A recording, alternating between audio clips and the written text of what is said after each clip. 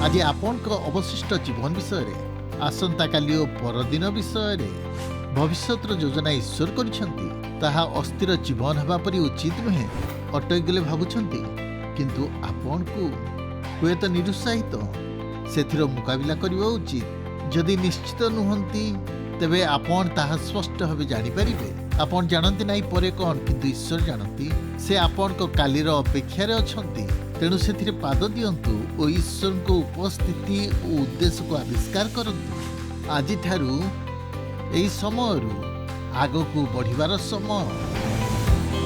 समय आसीछि आमे आमर परिस्थितिर ऊर्ध्व को उठिबा आमर भय को जय करिबा विश्वासर सहित भविष्य को सामना करिबा अतीत को परास्त करिबा महान विषय सबु हासिल करिबार आकांक्षा दाबी करिबा ईश्वर आम पई आहुरी अधिक किछि रखिचंती एहा अटकी जिबार समय नुहे एहा आगु बढ़िबार समय। आपण कहि पारंती लुक पीटर ज्वेलर्स मैकडोनाल्ड रे आनंद अनुभव करुथिले किंतु चाकरी छाड़देले यूके नेशनल लॉटरी पाइला परे कारण से राताराति कोटिपति होई गले। तांको प्रेमिका एमा को विवाह करी से उत्सव पालन कले। से मध्य मैकडोनाल्ड रो कार्यकारी थिले।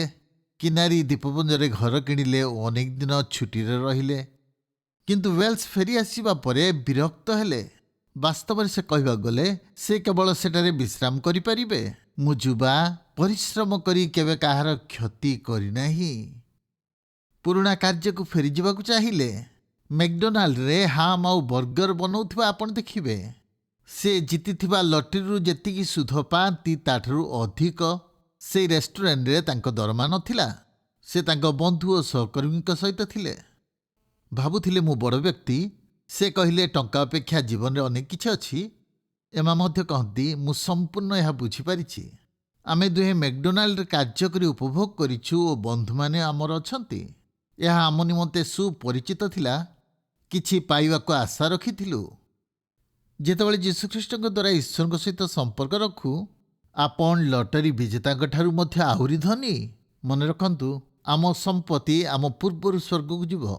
अनेक भय करती जे सेठारे सेमाने विरक्त हेबे। या उल्लेखनीय केते जन मते कहती से माने पसंद करती नहीं विरक्तिकर भावती। पचारती मु कौन स्वर्ग रे विरक्त हेबी। हाँ से सब सत्वे सेठारे मु केवल आराम पाइबी किंतु बंधु को हरेबी। एई पृथ्वी रे समृद्धि विषय आम माने कार्य करि थाउ। मुसलमान कहे चिंता कर नाई कारण स्वर्ग रे विरक्त हो नाई ईश्वर विरक्तिकर नुहंती। स्वर्ग रे विरक्त हेबे नाई कारण सिद्धि और उत्सव आनिबो। स्वप्न देखती प्रार्थना करती ध्यान दियंती निवेश करती विपद मध्य दे जाती। पृथ्वी रे आपण कौन आगक बढ़ती। स्वर्गीय गृह रे आपणकर अधिक सेवा और सुखद समृद्धि परिपूर्णता सेठारे ईश्वर को पिला माने सब बेले आगक बढ़ती जदिओ से माने पृथ्वी छाड़ती।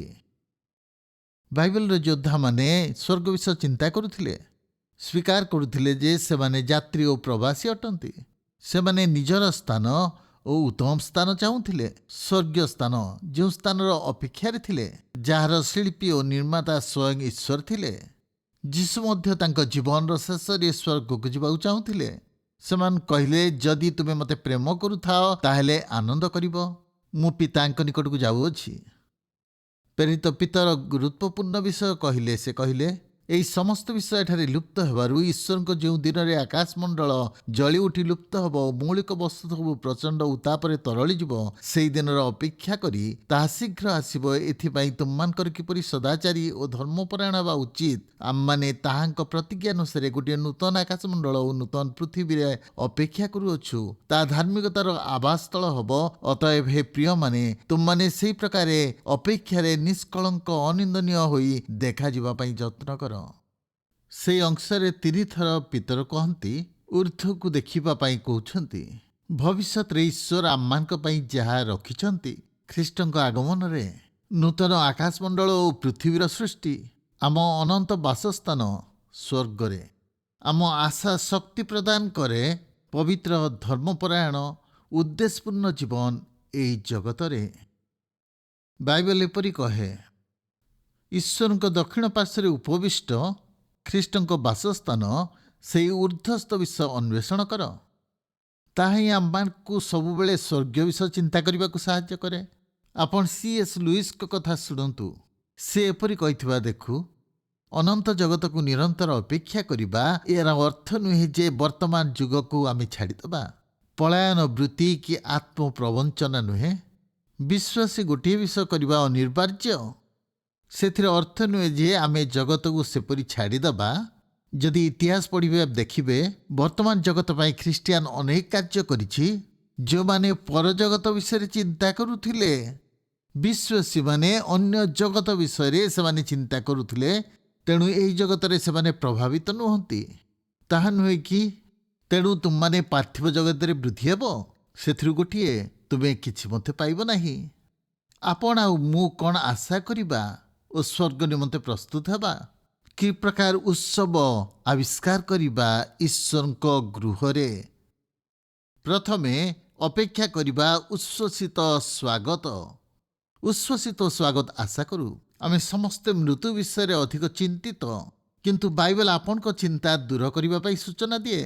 ପ୍ରେରିତ ପିତର ଏପରି କହନ୍ତି ଯେ ଆମମାନଙ୍କ ପ୍ରଭୁ ଓ ତ୍ରାଣକର୍ତ୍ତା ଖ୍ରୀଷ୍ଟ ଯୀଶୁଙ୍କ ଅନନ୍ତ ରାଜ୍ୟରେ ସ୍ୱଚ୍ଛନ୍ଦରେ ପ୍ରବେଶ କରିବାକୁ ତୁମମାନଙ୍କୁ ଦିଆଯିବ।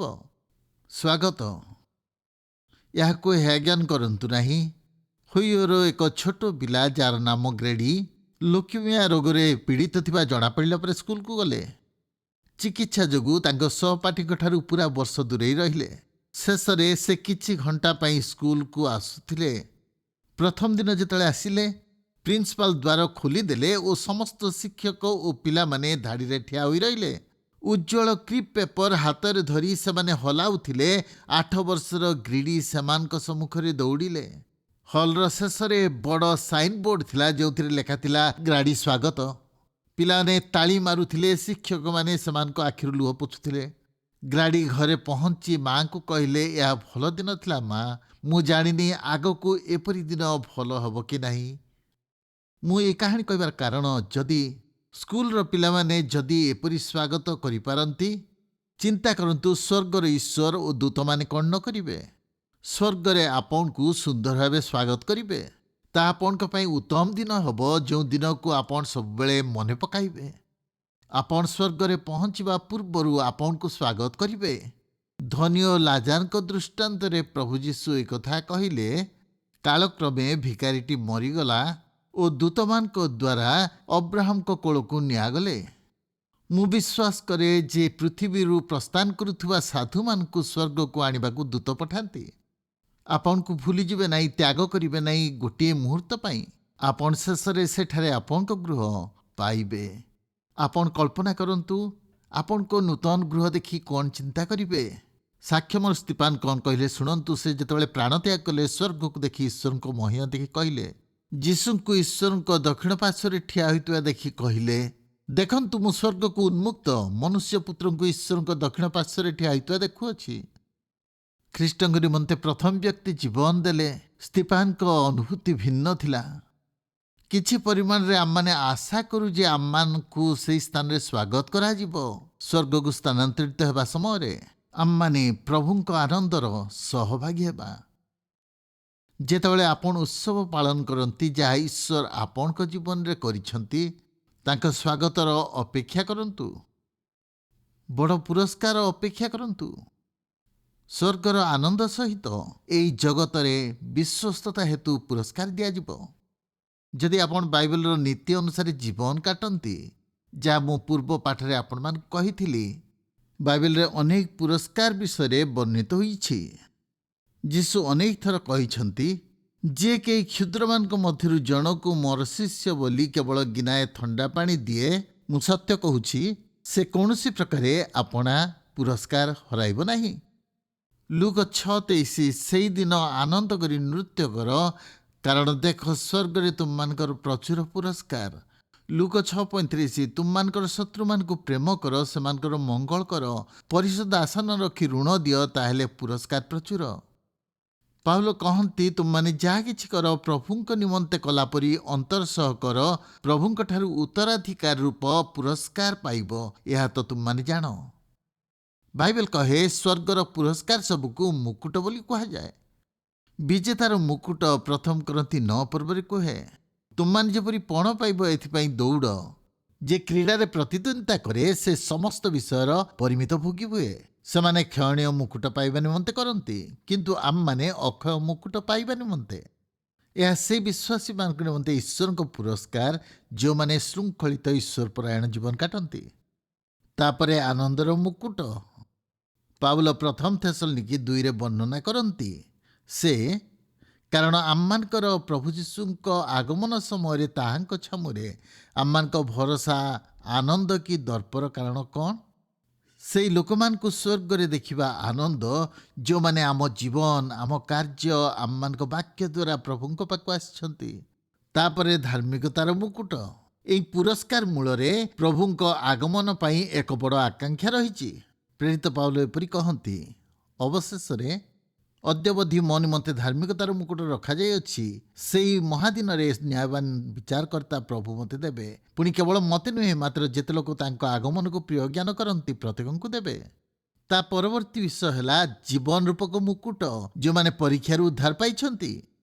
ଯେଉଁ ଲୋକ ପରୀକ୍ଷା ସହ୍ୟ କରେ ସେ ଧନ୍ୟ, କାରଣ ପ୍ରଭୁ ଆପଣା ଲୋକମାନଙ୍କୁ ଯେଉଁ ଜୀବନ ରୂପକ ମୁକୁଟ ଦେବାକୁ ପ୍ରତିଜ୍ଞା କରିଛନ୍ତି, ଶେଷରେ ଗୌରବର ମୁକୁଟ।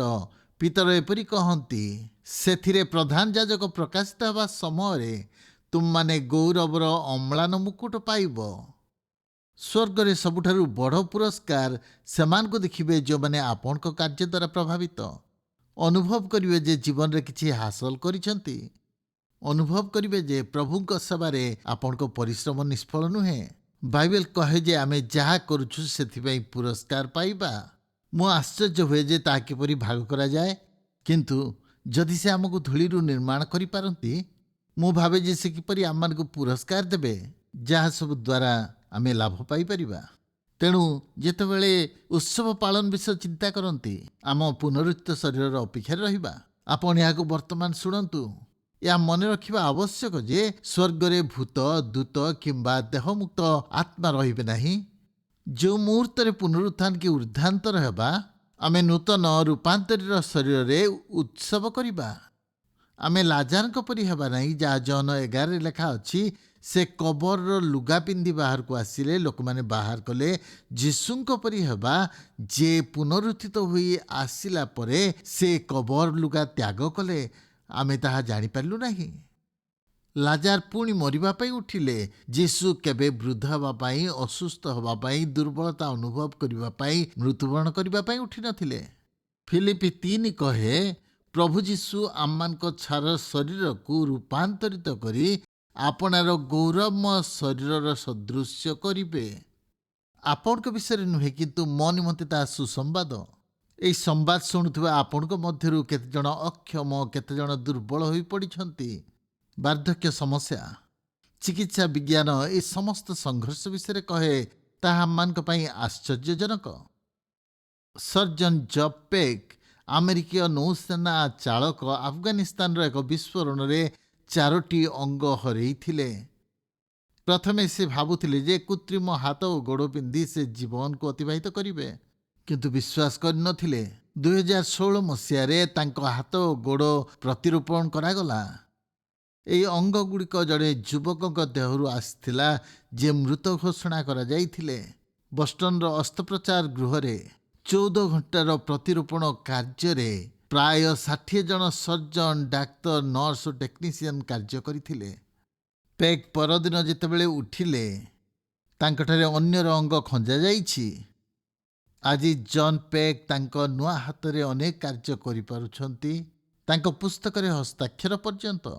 ଆମେ ସର୍ଜନ ପେକ୍ ବୋଲି କହୁ।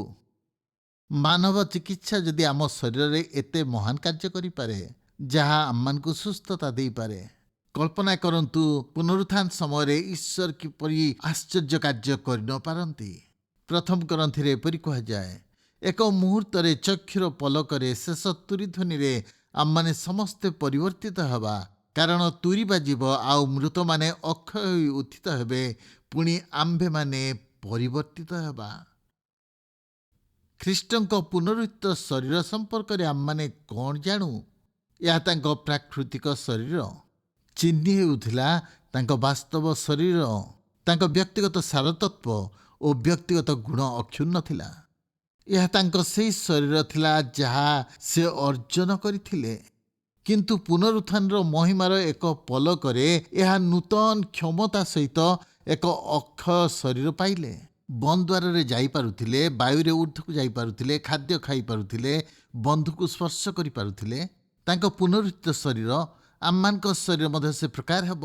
ଯୀଶୁଙ୍କ ଶରୀର ପରି ଆମମାନଙ୍କ ଶରୀର ହେବ।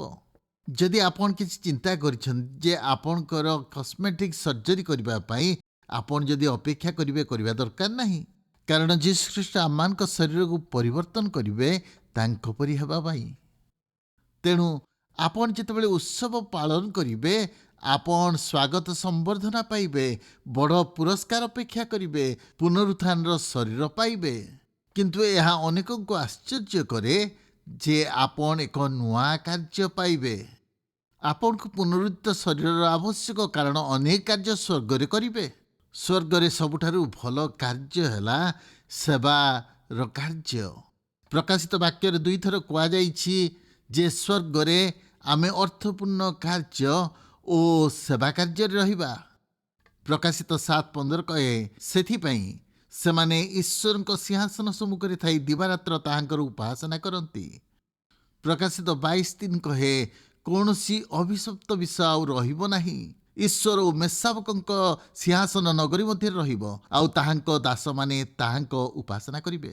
ଆପଣ ଜାଣନ୍ତି କି ଆମେ ସ୍ୱର୍ଗରେ ଯାଇ ଏକ ଗିଟାର ନେଇକି ସେଠି ବଜେଇବୁ ନାହିଁ, କିମ୍ବା ଆଉ କିଛି କରିବୁ ନାହିଁ। ଆମେ ସ୍ୱର୍ଗକୁ ଯାଇ ସେଠାରେ କାର୍ଯ୍ୟ କରିବା। କହିବେ, କି ପ୍ରକାର କାର୍ଯ୍ୟ? ରାଣ୍ଡି ଆଲବର୍ଟଙ୍କ କଥା ଶୁଣନ୍ତୁ, ସେ କିପରି କହନ୍ତି। ସ୍ୱର୍ଗର କାର୍ଯ୍ୟ ନିରାଶଜନକ ବା ଫଳହୀନ ହେବ ନାହିଁ, କିନ୍ତୁ ତାହା ସ୍ଥାୟୀ ଓ ସଫଳ ପ୍ରାପ୍ତ କାର୍ଯ୍ୟ ହେବ। ତାହା କ୍ଷୟପ୍ରାପ୍ତ ହେବ ନାହିଁ, କ୍ଳାନ୍ତିକର ହେବ ନାହିଁ, ଅସୀମ ସମ୍ବଳ ସହିତ ତାହା ବୃଦ୍ଧି ପାଇବ। ଆମ ପ୍ରିୟ ଖେଳକୁ ଆମେ ଯେପରି ଉତ୍ସାହର ସହିତ ଖେଳୁ, ଆମମାନେ ସେହି ପ୍ରକାର ଉତ୍ସାହର ସହିତ କାର୍ଯ୍ୟ କରିବା।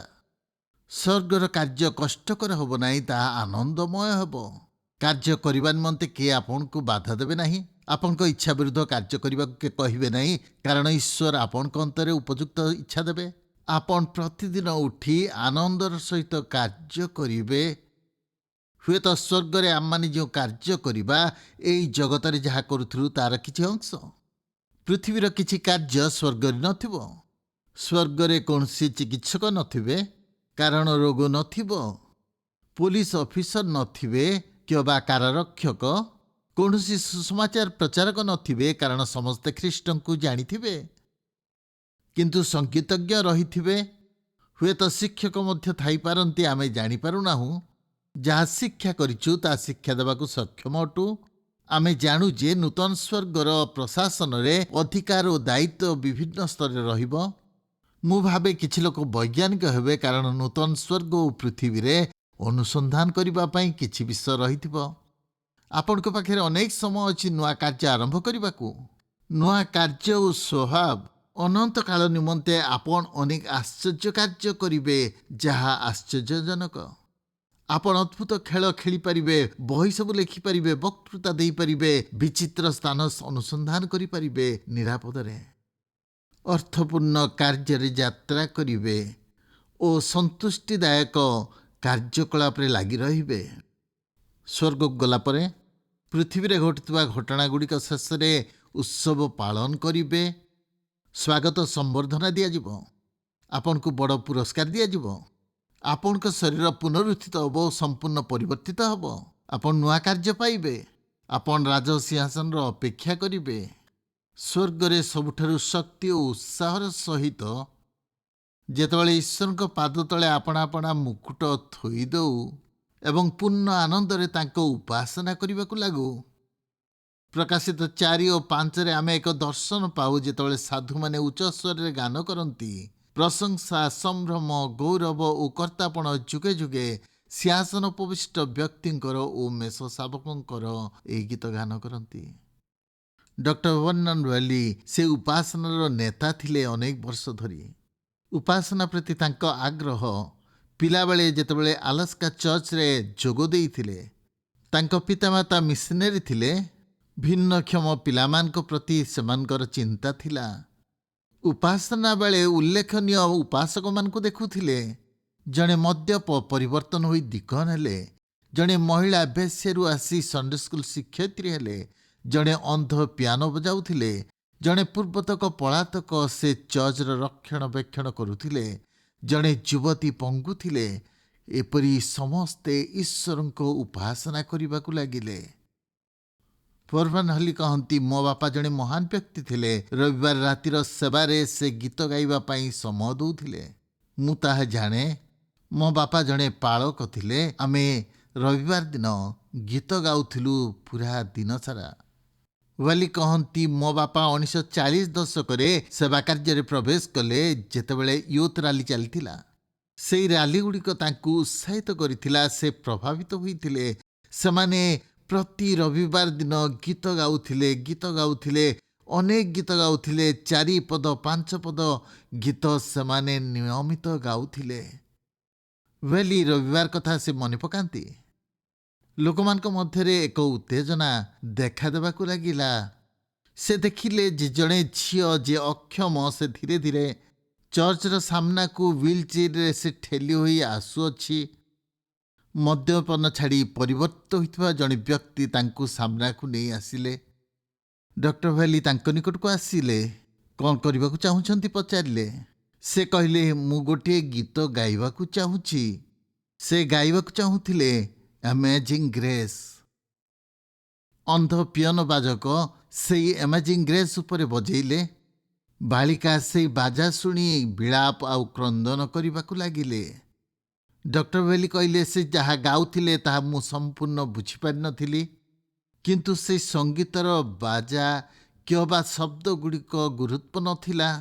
ଆମେ ସମସ୍ତେ ବୁଝିପାରିଥିଲୁ ସେ କ'ଣ କରୁଛି ଓ କାହିଁକି ସେ ତାହା କରୁଛି। ସନ୍ଦେହ ନଥିଲା। ଆମେ ଜାଣିଥିଲୁ ସେ ହୃଦୟରୁ ଈଶ୍ୱରଙ୍କ ଉଦ୍ଦେଶ୍ୟରେ ଗାଉଛନ୍ତି। ଲୋକମାନଙ୍କ ଚକ୍ଷୁ ଛଳଛଳ ହୋଇଯାଇଥିଲା। ପିଲାମାନଙ୍କ ହୃଦୟକୁ ମଧ୍ୟ ତାହା ସ୍ପର୍ଶ କରିଥିଲା। ଚିନ୍ତା କରୁଛନ୍ତି କି ଯେଉଁ ମୁହୂର୍ତ୍ତରେ ଆମମାନେ କୋଟି କୋଟି ଦୂତଙ୍କ ସହିତ ମିଶି ଗାନ କରିବା, ଆମ ଅକ୍ଷମତା ଦୂର ହୋଇଯିବ, ଆମ ସମସ୍ୟା ସମାଧାନ ହୋଇଯିବ, ଆମ ଭାର ଉଠାଯିବ ଓ କୋଟି କୋଟି ଲୋକଙ୍କ ସହିତ ଆମମାନେ ଆମାଜିଂ ଗ୍ରେସ୍ ଗୀତ ଗାଇବା। ହଁ, ଆମେ ସ୍ୱାଗତ ସମ୍ବର୍ଦ୍ଧନା ପାଇବା, ବଡ଼ ପୁରସ୍କାର, ପୁନରୁତ୍ଥିତ ଶରୀର, ନୂତନ କାର୍ଯ୍ୟ, ରାଜସିଂହାସନ, ଆନନ୍ଦ ପୁନର୍ମିଳନ ଅପେକ୍ଷାରେ ଆଉ କିଛି ସିଂହାସନର ଚତୁର୍ଦିଗରେ ଆପଣ ଦେଖିବେ ଆପଣଙ୍କ ପ୍ରିୟମାନେ ଖ୍ରୀଷ୍ଟଙ୍କଠାରେ ଅଛନ୍ତି। ଆପଣ ତତ୍କ୍ଷଣାତ୍ ଜାଣିପାରିବେ, ସେମାନଙ୍କ ସହିତ ସହଭାଗିତା କରିବେ ଯେଉଁମାନଙ୍କୁ ଜଗତରେ ଛାଡ଼ିଥିଲେ। ସମସ୍ତ ଯୁଗର ସାଧୁମାନେ, ସମସ୍ତେ ଦୂତମାନେ ମଧ୍ୟ ଥିବେ। ଆଉ ବିଚ୍ଛେଦ ନାହିଁ, କି ଦୁଃଖ ନଥିବ। ମୋ ବାପା ମାଆଙ୍କୁ ମୁଁ ଦେଖିବି, ଯେଉଁ ପ୍ରିୟଜନମାନେ ଗୌରବାନ୍ୱିତ ହୋଇଯାଇଥିଲେ। ଆମ ଜୀବନ ପ୍ରଭୁଙ୍କ ଦ୍ୱାରା ନିର୍ଦ୍ଦେଶିତ। ଆମକୁ ବନ୍ଧୁତା, ବିବାହ, ପରିବାର ସମ୍ପର୍କ ମଧ୍ୟରେ ସେ ଏକାଠି ବାନ୍ଧି ରଖିଛନ୍ତି। ସେ ଈଶ୍ୱର ପ୍ରଥମେ ଯିଏ ଏକାଠି କରିଥିଲେ, ସେ ପୁଣି ଆମମାନଙ୍କୁ ଏକତ୍ର କରିବେ। ଆମମାନଙ୍କ ମଧ୍ୟରେ ଥିବା ମତଭେଦ, ସମସ୍ତ ଦ୍ୱନ୍ଦ୍ୱକୁ ସେ ଦୂର କରିଦେବେ। ନିଶ୍ଚିତ ଭାବେ ଫୁସ୍ଫୁସ୍ ଜନିତ ରୋଗରେ ମୃତ୍ୟୁବରଣ କରିଥିବା 2003ରେ ପ୍ରଚାରକ ବିଲ୍ ବ୍ରାଇଟ୍ କିଛି ସମୟ ଆମ ସ୍ୱର୍ଗୀୟ ଅନୁଭୂତିକୁ ଏପରି ଲେଖିଲେ, ଇତିହାସର କୌଣସି ପୁନର୍ମିଳନ ମଧ୍ୟ ପୂର୍ବାଭାସ ଦେଇପାରିବ ନାହିଁ ଯେତେବେଳେ ଆମ ପ୍ରିୟଜନମାନଙ୍କୁ ଆମେ ସେହି ସ୍ଥାନରେ ଦେଖିବା। ପ୍ରଭୁଙ୍କ ଚାରିପାଖରେ ଉପସ୍ଥିତ ହୋଇ ଆମମାନଙ୍କ ମୁଖ ଉଜ୍ଜ୍ୱଳ ହେବ। ରକ୍ତରେ ଧୌତ ପାପୀମାନେ ପରସ୍ପରକୁ ଉଚ୍ଚସ୍ୱରରେ ଆନନ୍ଦରେ ସେମାନେ ସ୍ୱାଗତ କରିବେ। କିପରି ଯୀଶୁଙ୍କର ଆମେ ଉପାସନା କରିବା, କିପରି ପରସ୍ପର ଆନନ୍ଦ କରିବା। ହେ ମୋ ବନ୍ଧୁ, ଉତ୍ସବ ଅପେକ୍ଷା କରିଛି। ଯଦି ଆମେ ଆଗକୁ ବଢ଼ୁ, ତାହା ଅବର୍ଣ୍ଣନୀୟ ଅଟେ।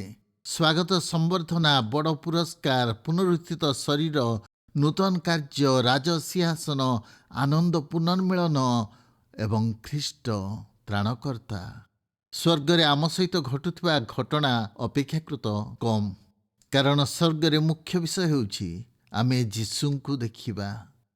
ତାହା ହିଁ ସ୍ୱର୍ଗର ସବୁଠାରୁ ବଡ଼ ଆଶା। ଆମ ପୁନରୁତ୍ଥିତ ଖ୍ରୀଷ୍ଟ ବାଇବେଲ କହେ ଯେ ଆମେ ଯୀଶୁଙ୍କୁ ମୁଖାମୁଖି ଦେଖିବା। ପ୍ରକାଶିତ 22ର 4 ପଦ ପରି ମହିମାନ୍ୱିତ ପଦ ନାହିଁ, ସେମାନେ ତାହାଙ୍କ ମୁଖ ଦର୍ଶନ କରିବେ। ଭବିଷ୍ୟତରେ ଗୋଟିଏ ଦିନ ଯଦି ଆପଣଙ୍କ ହୃଦୟରେ ଈଶ୍ୱରଙ୍କୁ ରଖିଛନ୍ତି, ଆପଣ ବିଶ୍ୱାସୀ, ଆପଣ ପ୍ରଭୁ ଯୀଶୁଙ୍କୁ ସମ୍ମୁଖାସମ୍ମୁଖି ଦେଖିବେ, ତାହା ବାଇବେଲ ଆମମାନଙ୍କୁ କହେ। ଏହା ହେଉଛି ଆପଣଙ୍କର ଚୂଡ଼ାନ୍ତ ଲକ୍ଷ୍ୟ, ଆପଣଙ୍କ ଜୀବନ ସବୁଠାରୁ ଅଦ୍ଭୁତ ମୁହୂର୍ତ୍ତ। ଏଥିପାଇଁ ଆପଣ ବଞ୍ଚିଛନ୍ତି, ଅପେକ୍ଷା କରିଛନ୍ତି, ଆଶା ରଖିଛନ୍ତି। ଏହି ଉତ୍ସବ କ୍ୟାପିଟାଲ ସି ଖ୍ରୀଷ୍ଟଙ୍କୁ ଦର୍ଶାଏ। ତାଙ୍କୁ ଧରି ରଖିବା। ଅନ୍ଧ କବି ଫେନିକ୍ରେସ୍ ଘୋଷଣା କଲେ, ମୁଁ ତାଙ୍କୁ ମୁହାଁମୁହିଁ ଦେଖିବି, ଅନୁଗ୍ରହରେ ମୁଁ ଉଦ୍ଧାର ପାଇଛି ବୋଲି କହିବି। ମୃତ୍ୟୁର ଗୋଟିଏ ଘଣ୍ଟା ପରେ ଆପଣ କ'ଣ କରିବେ? ମୁଁ ଧର୍ମଶାସ୍ତ୍ରରୁ ସେଥିର ଉତ୍ତର ଦେବି। ଆପଣ ଯାହା କରୁଥିଲେ ମୃତ୍ୟୁର ଘଣ୍ଟାଏ ପୂର୍ବରୁ ମଧ୍ୟ ତାହା କରିବେ। ଆପଣ ଯାହା ଅଟନ୍ତି, ଯାହା କରନ୍ତି, ଯୀଶୁଙ୍କୁ ସନ୍ତୁଷ୍ଟ କରିବେ। ବାଇବେଲ କହେ, ନିବାସୀ ହେଉ ବା ପ୍ରବାସୀ ହେଉ, ଆମମାନଙ୍କ ଲକ୍ଷ୍ୟ ତାଙ୍କୁ ସନ୍ତୁଷ୍ଟ କରିବା। ଆପଣଙ୍କ ସ୍ଥାନ ପରିବର୍ତ୍ତନ ହୋଇପାରେ, କିନ୍ତୁ ଜୀବନର ମୂଳ ଉଦ୍ଦେଶ୍ୟ ପରିବର୍ତ୍ତନ ହେବ ନାହିଁ। ପୃଥିବୀରେ ଖ୍ରୀଷ୍ଟଙ୍କୁ ସନ୍ତୁଷ୍ଟ କରୁଥିବା ବିଷୟଗୁଡ଼ିକ ସ୍ୱର୍ଗରେ ସନ୍ତୁଷ୍ଟ କରିବ। ତାଙ୍କ ଅନୁଗାମୀମାନେ ଆନନ୍ଦଦାୟକ ଉତ୍ସବ ପାଳନ କରିବେ, ଦୂତମାନେ ଗାନ କରିବେ। ଯେତେବେଳେ ପୃଥିବୀରେ ଶେଷ ଦିନର ଶେଷ ଅବସ୍ଥାରେ ପହଞ୍ଚନ୍ତି, ଆପଣ ଅଧିକ କିଛି ଦେଖିବେ, ଅତୀବ ଶ୍ରେୟସ୍କର ବିଷୟ। ଆଗକୁ ବଢ଼ିବେ। ଆପଣ ଚିରକାଳ ନିମନ୍ତେ ଆଗକୁ ବଢ଼ିବେ। ସ୍ୱର୍ଗର ଉତ୍ସବ ଓ ଅନନ୍ତ ଆନନ୍ଦକୁ ହରାନ୍ତୁ ନାହିଁ।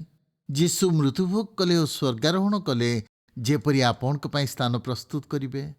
ଆପଣ କେବଳ ତାଙ୍କ ସହିତ ଆଗକୁ ଯାଇପାରିବେ। ମାନବ ଜାତି ପାପରେ ବିଷାକ୍ତ ହୋଇଯାଇଛି। ଯୀଶୁଖ୍ରୀଷ୍ଟଙ୍କ ରକ୍ତ ସୁସ୍ଥତା ଦେଇପାରେ। ସେ କ୍ରୁଶରେ ପ୍ରାଣ ଦେଲେ। ବାଇବେଲ କହେ, ଯଦି ତୁମେ ଯୀଶୁଙ୍କୁ ପ୍ରଭୁ ବୋଲି ସ୍ୱୀକାର କରିବ, ହୃଦୟରେ ବିଶ୍ୱାସ କରିବ, ତେବେ ପରିତ୍ରାଣ ପାଇବ। କାରଣ ଧାର୍ମିକତା ପ୍ରାପ୍ତି ନିମନ୍ତେ ମନୁଷ୍ୟ ହୃଦୟରେ ବିଶ୍ୱାସ କରେ, ପରିତ୍ରାଣ ପ୍ରାପ୍ତି ନିମନ୍ତେ ମୁଖରେ ସ୍ୱୀକାର କରେ। ଧ୍ୟାନ ସହିତ ଶୁଣନ୍ତୁ। ଏହି ଶେଷ ସମ୍ବାଦ 10ଟି ଧାରାବାହିକରେ ଯୀଶୁଙ୍କ ବିନା ଆଗକୁ ବଢ଼ିପାରିବେ ନାହିଁ। ଯୀଶୁଙ୍କ ସହିତ ଯଦି ଅଛନ୍ତି, ପଛକୁ ଆଉ ଫେରିବେ ନାହିଁ। ଆମେନ୍।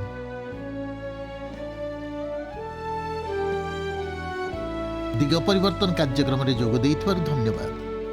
ଯେତେ ଈଶ୍ୱରଙ୍କ ବାକ୍ୟ ଅଧ୍ୟୟନ କରିବା, ସେତିକି ବୁଝିପାରିବା।